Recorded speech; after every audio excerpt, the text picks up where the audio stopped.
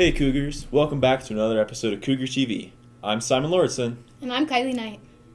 Simon, I heard the craziest thing the other day. Really? What was it? Someone told me that in the 80s, the roof of the gymnasium was blown off by a tornado. No way, I heard that too. I don't know about you, but I definitely believe that happened. Well, I wasn't so sure. So I headed out to talk with Coronado staff and students to get to the bottom of this massive rumor. The gym building. We here at Coronado are blessed with this beautiful piece of architecture that we get to look at every day. But it wasn't always this pretty. Or was it? Let's find out. So have any of you guys heard the rumor that in the 1980s a tornado blew the roof of the gym off? Yes. Yeah. No, Yeah. did not. Yes. Not very versed on my Cougar lore. No. I actually have heard I that. have not. No, I've definitely heard of that. Really? That's crazy. No, I have. I didn't hear about it in the 1980s, but I heard something about that, yeah. It seems like lots of people have heard about this rumor, but not everybody believes it. Yes. Do you believe it? No.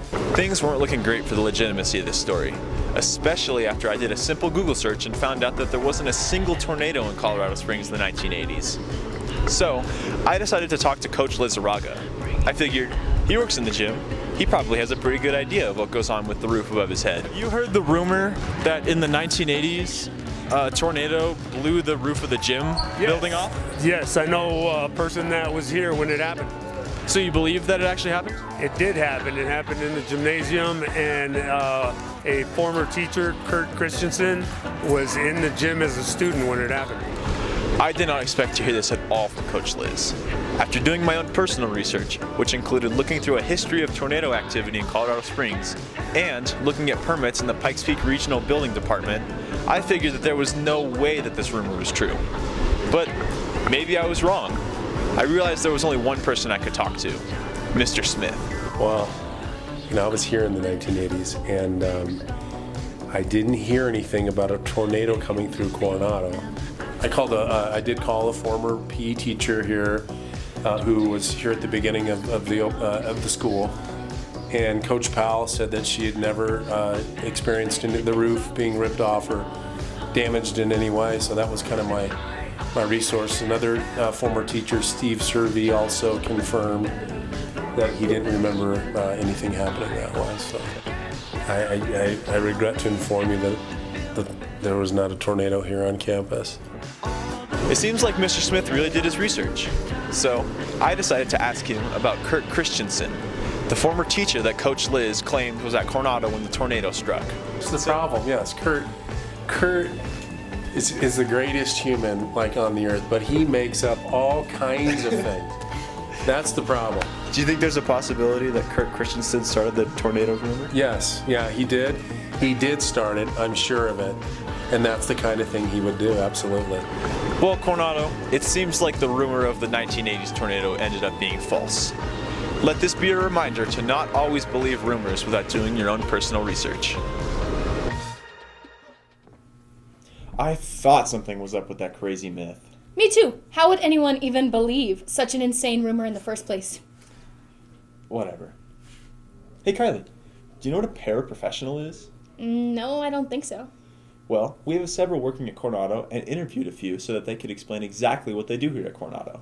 A paraprofessional is kind of open-ended as far as what the job entails. We're not provided with a job description, but we come in and we try to treat the children in the correct manner. Basically, I look at it as I try to treat the kids like I treated my own kids when they were growing up. There's no real definition to it, but basically what our job is to be in classrooms or in the gym or on field trips and be assisting the certified teachers. A paraprofessional is somebody who is not a certified teacher. I do not have a teaching degree. I help out in the classroom. I bring support to whatever teacher I'm with. But in a lot of ways we are teachers too, because we are on the front lines with the students and we help them learn whatever subject matter the teacher is teaching. I am there if they need help with their work, to just help them with their spelling. I help them get through the doors if they're in a wheelchair. I help them at lunch get their food. And if they need things cut up, I could do that, or just make sure they stay on track. I help students by assisting the teachers in the classes that I'm in, and we sit with them and help them read and help them do math. I'm also in construction, so I help the students down there. I help them by seeing where they are at and giving them enough support so they feel that they are participating in class. I like working with young people, and I first started out in education by substitute teaching, and when I got called here to Coronado to be with a student that was a big kid and he used to get a little bit violent when he got upset, then he needed a man to take care of him, so I just kind of fell into it. And most of my substitute teaching jobs were in special education. So that's how I got into it originally, and I found that I really enjoyed it. I was looking for a new challenge to enter in with people. A lot of times I work with animals, and so I said, you know, I want to work with some people that might need some help. So I saw there was like a little newsletter, and I said, I'll reply, we'll see what happens. And as soon as I came for the interview, I was like, I want to be here. I felt very comfortable. Everyone's been really nice. I was originally in another career, and this came up, and then once I was in here, I enjoyed the students for the most part, and I enjoyed my fellow staff members. There's challenges every day. Every student is different, and at the end of the day, if you can say you kind of taught somebody something, and they had a good day and they learned something here, that's a good day. We're lucky to have so many dedicated staff members to work with our students. Simon, did you hear that the Cougars Care Corner Market opened up recently? What's that? Well, Cougars Care has been working on getting food, along with the help of people like Harvest of Love, to open a pantry with food resources for people here at Coronado. Recently, with the help of Mr. Urban, Cougars Care has opened a food pantry in room 160 for members of the Coronado community, including students, staff, and everyone else. It is the Cougars Care Corner Market. The only rule is that you're only to take what you need and leave enough for others. You are welcome to help yourself.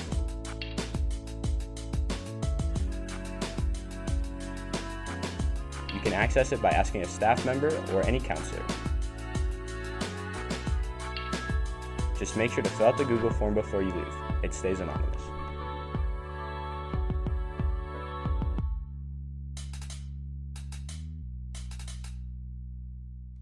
Whoa, so anyone can go? Yeah, all you have to do is sign the Google form, and student use stays anonymous. If you or someone you know is in need, talk to Mr. Urban about checking out the Cougars Care Corner Market in room 160. Did you know wrestling sent multiple wrestlers to state this year? Our wrestling team is pretty good, and they've sure improved since last year. One of those wrestlers, Luke Diehl, placed 5th in his weight class. I mean, he's a pretty impressive guy. Not only being a phenomenal athlete, but also an impressive student. Cougar TV's Bogdan Richardson decided to see how Luke trains and what exactly he does to achieve this level of excellence.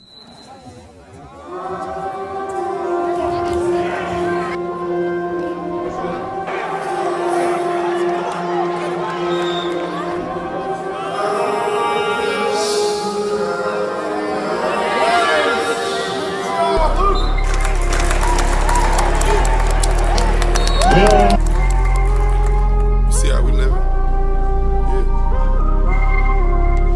I'm trying to keep it simple as possible. You know what I do? Get your Gucci on sight, yeah. Rollers on ice, yeah. Get first class flights, yeah. Put it riding like a bike. Wake up, go to school, put my work in all my classes, pay attention, try to get some other classes done if I have time. Then usually it's right to practice. And obviously I put work in at practice, and then usually it's gym that night, putting in extra cardio or extra weight training, then going home and doing homework. So I got 5th to stay in my weight class, which has come up a little shorter than I wanted to get, obviously, but I lost a really close match. I think if you're not focused and not giving your best effort on whatever you're doing, then what's even the point of doing it? Why are you even there? If you're gonna do something, then do it 100%.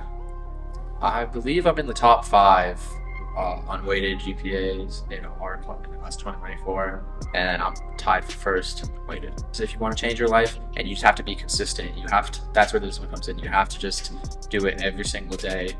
Even if you don't want to, you just have to know that you need to get stuff done, and you have to stay focused. Otherwise, you're not going to get what you want.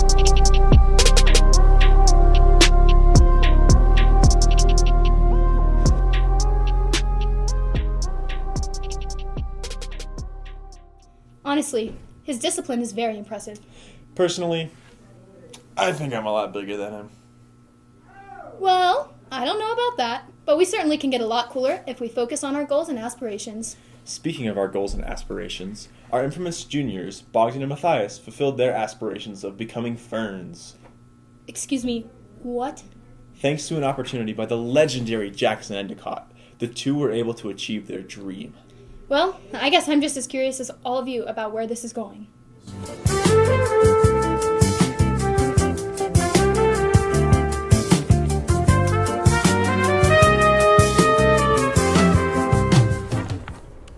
Hi, welcome to Between Two Juniors. I'm your host, Jackson Endicott, and I'm here with Masseuse Yi. Yay. Mr. Yay. Yay. Mr. Yay. So you're a massage therapist? No, I'm a... Why? Why are you laughing? So you're a massage therapist? No. I'm a teacher here at Coronado High School, actually. But it says masseuse right there. No, that's his mister. That's his mister. Why? What were you saying? It says mister there. Mr. Yay. I'm a teacher at Coronado. Oh.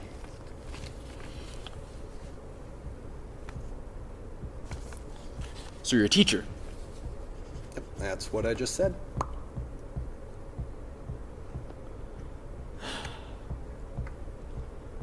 Calm down! You have one job!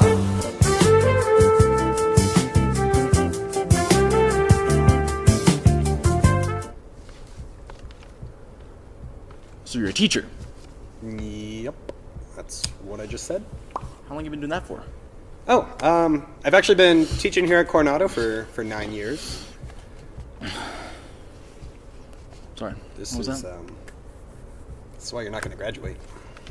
That's really mean. Well, truth hurts.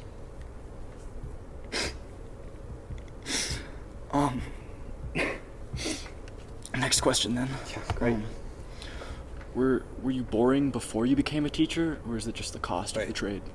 Wait, hold on. Who told you I was boring? It says right here. Wait, it's in the script that I'm boring. Yeah, right here. The script that you wrote. So, Mr. A, who would you say your favorite student is? Not you. Hurtful? I don't know. Probably that guy. Me? Yeah.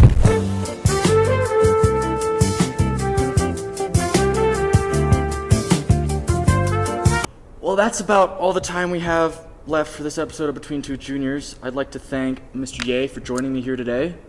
Yep, gonna regret this for a long time. Alright, just message me at Guitar Goose on Instagram with any requests for future guests. Otherwise, Mr. Ye may be subject to my questioning for an eternity. Wait, what? What'd you just say? What did you mean by that, eternity?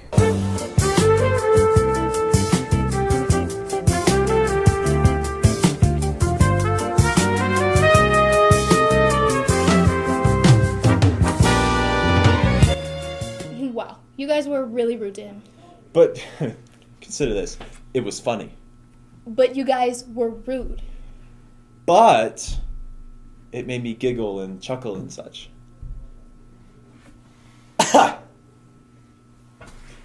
Well, Simon, do you know the school year is coming closer to the end?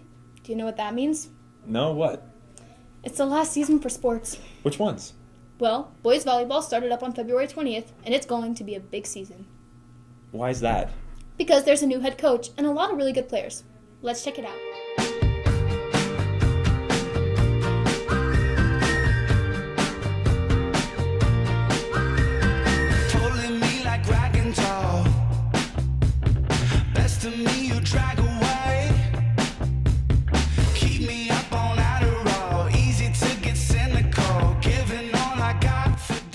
My name's Josh, and I play volleyball. A little bit about your personal expectations this season.